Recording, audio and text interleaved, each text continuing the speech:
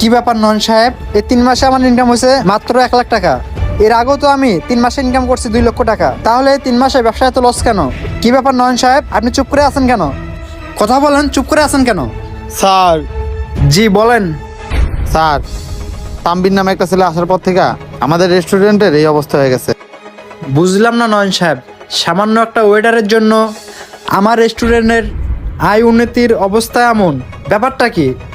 Sir শুনুন তাহলে কি ঘটনা। আগের যে একটা ওইটা ছিল না, ও যখন কাস্টমারের বিল নিয়ে আসতো না তখন 800-900 টাকা হতো, কিন্তু তাম্বির আসার পর থেকে যে কোনো কাস্টমার খাইলে 200 টাকার বেশি বিল হয় না। যাই হোক স্যার, ওই তাম্বি ছেলেটার ভিতরে মনে হয় কোনো ঘাপলা আছে আমার মনে হয়।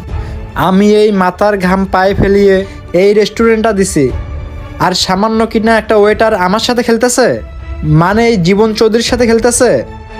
স্যার আপনি যদি আমার কথা বিশ্বাস না করেন না, তাহলে এক কাজ করেন, আপনি একদিন কাস্টমার সাহায্যে আমাদের এই